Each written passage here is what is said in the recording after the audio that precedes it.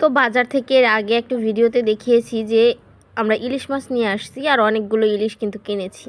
তো সেই অনেকগুলো ইলিশ থেকে সবথেকে বড় সাইজের যে ইলিশটা আজকে আমি সেটাই কেটে দেখাবো। তো হ্যালো এভরিওয়ান, আসসালামু আলাইকুম। Fish cutting by women YouTube চ্যানেলে আপনাদের সকলকে জানাই স্বাগতম। তো কেমন আছেন আপনারা?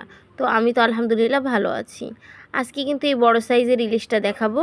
এটার ওজন ছিল 2 কেজি থেকে বেশি।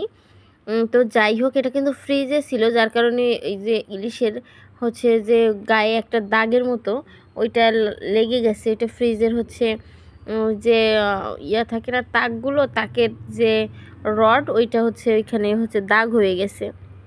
তো ইলিশ মাছগুলো আসলে খুব আশা করে কেনার পরেও কিন্তু বেশি ওরকম টাটকা ছিল না। মানে মানে মনে হইতেছিল একটু বেশি হচ্ছে নরম হয়ে গেছে মাছগুলো। তো যাই হোক, যেহেতু তো অনেক দামের মাছ, ইলিশ মাছ জাতীয় মাছ বাংলাদেশের, কিন্তু তারপরেও অনেক দাম। মানে সাধারণ মানুষের, আমাদের মতো মানুষের খাওয়ার মানে সাধ্যের বাইরে। তো এরকম অবস্থা। তারপরেও হচ্ছে সিজনাল ভাবে মানে যখন ইলিশের মৌসুম থাকে, একটু শাপলা ইলিশ না খেলে কেমন হয়। তো এই জন্য হচ্ছে অনেক শখ করে অনেকগুলো ইলিশ নিয়ে আসা হয়েছে। তো যাই হোক, তো সেগুলোই কেটে দেখাবো। তো প্রথমে আমি কিন্তু আইসগুলো উঠিয়ে নিয়েছি। এটা চাইলে আপনারা হচ্ছে এই যে আইস ওঠানোর যে যন্ত্র সেটা দিয়ে উঠাতে পারেন, অথবা কাঁটা চামিচ বা চামিচ দিয়ে উঠাতে পারেন। এমনি নর্মাল হাফ চামিচ দিয়ে উঠাতেই ভালো হয়। কাঁটা চামিচ দিয়ে উঠাইলে আবার হচ্ছে মানে বেশি হচ্ছে ভিতরে ঢুকে যায়, মানে মাছটা থেতলে যায়। তো তারপর হচ্ছে আইসগুলো তুলে নেওয়ার পর ইলিশ মাছ কাটা খুবই সোজা। তো যারা জানেন না তারা একবার দেখলেই শিখে যাবেন। তো তারপর হচ্ছে মাথাটা কেটে নিলাম। দেন হচ্ছে লেজের উপর থেকে মানে ডিমটা যাতে বের করা যায়, এরকম একটা ডিম যেই পর্যন্ত, ওইখান থেকে আবার আর একটা বার কেটে নিলাম। তো বড় যে কোনো মাছই কাটতে গেলে প্রথমে আইস তুলে নিয়ে এভাবে 3টা খণ্ড করে নিলে মাছটা ধরতেও সুবিধা হয় আর কাটতেও বেশ মানে সহজ হয়। তো তারপর হচ্ছে আমি এর পেটের নাড়ি ভুঁড়িগুলো, তারপর ভিতরের ডিম, এগুলো বের করে নিলাম। তো এই মাছটা কিন্তু বেশি ডিম হয় নাই, মানে সাইজে যত বড় সেই হিসাবে কম হয়েছে। আর আরও যে অন্যান্যগুলো মাছ দেখলেন, ওইগুলোর পেটে একদম ডিম ভরা, মানে মুখ থেকে মানে পেটের তলি পর্যন্ত ডিমে ভরপুর। তো তারপরও হচ্ছে বেশি ডিম হলে কিন্তু আসলে মাছের স্বাদ হয় না, মাছটা একদম ডিম বের করার পর একদম খোলার মতো মনে হয়। তো আমি এখন পেটির মাছগুলোকে কেটে নিচ্ছি। আর মাছগুলো আমি আমার পছন্দ মতো সাইজ দিয়ে কেটে নিচ্ছি।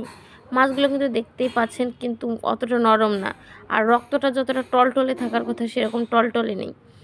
তো যাই হোক, কিনে আনছি এত শখ করে ইলিশ। তো ইলিশের আর ইলিশ দিয়ে শাপলা কার কার পছন্দ অবশ্যই কমেন্ট করে জানাবেন। আমার কিন্তু ভীষণ পছন্দের ইলিশ দিয়ে শাপলা মাছ, মানে ইলিশ মাছ আর শাপলা, এই দুইটা আমার খুব খুব পছন্দের। ছোটোবেলায় আমাদের বাড়ির সামনে এরকম বর্ষার সিজনে অনেক শাপলা থাকতো। তো সেই শাপলা হচ্ছে তুলে নিয়ে আসতো, মানে আমরা নিয়ে আসতাম নৌকায় করে। আর হচ্ছে এরকম হাট থেকে ইলিশ মাছ নিয়ে আসতো। আমার বাবা যেহেতু কৃষি কাজ করে, তো এই সময়ের দিনে হচ্ছে পাট উঠে না, পাটের ফসল থাকতো। সেই পাট বাজারে বিক্রি করে, মানে হাটের দিন বিক্রি করে হাটবার, তো হচ্ছে ইলিশ মাছ নিয়ে আসতো। আর এই মানে শাপলা তুলে এনে নগদ নগদ মানে একদম তরতাজা রান্না করতো।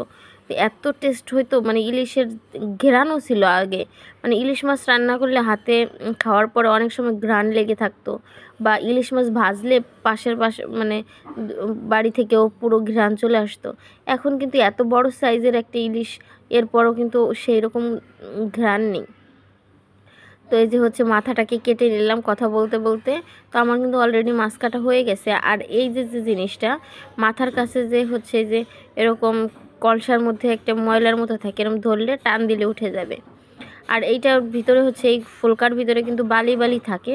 তো ধোয়ার সময় কিন্তু খুবই সাবধান, আস্তে আস্তে করে এগুলো হচ্ছে ট্যাপ ছেড়ে একটু একটু করে ধুবেন। আর যারা পুকুরে ধুবেন তারা তো হচ্ছে খুবই সোজা পানির ভিতরে দিয়ে এরকম আস্তে আস্তে করে আঙ্গুল দিয়ে ধুবেন। আর এই যে লেজের কাজটা দেখালাম, এইখানে যে কালোর মতো থাকে ওই মাছের, তো এইটাকে নাকি বলে কয়লা বলে। তাই আমরা হচ্ছে এটাকে এভাবে হচ্ছে কেটে সেই ফেলে দিব। তো এভাবে করে হচ্ছে কিন্তু মাথার সাইডটাও আমি ফেলে দিব। আর এই যে এইখানে যে সাদা এইটাকে বলে কি বলে নাকি বাছুরের লেজ নাকি গ্রাম দেশে দাদি নানিদের কাছ থেকে শুনছি। তো এইগুলোও কিন্তু ফেলে দেয়। তারপর এখন আমি মাছগুলো কিন্তু উঠিয়ে নিব আস্তে আস্তে করে। আর ইলিশ মাছ ধোয়া কিন্তু খুবই সোজা, এগুলো কিন্তু এমনি নর্মাল দেশি মাছের মতো খেয়েছে করে ধোয়া লাগে না, এমনি নর্মালি সুন্দর করে আস্তে আস্তে ধুইলেই হয়ে যায়। তো ইলিশ মাছ কীভাবে ধুবেন তো সেইটাও আমি দেখাবো, ধোয়ার ভিডিও দিব এরপরে।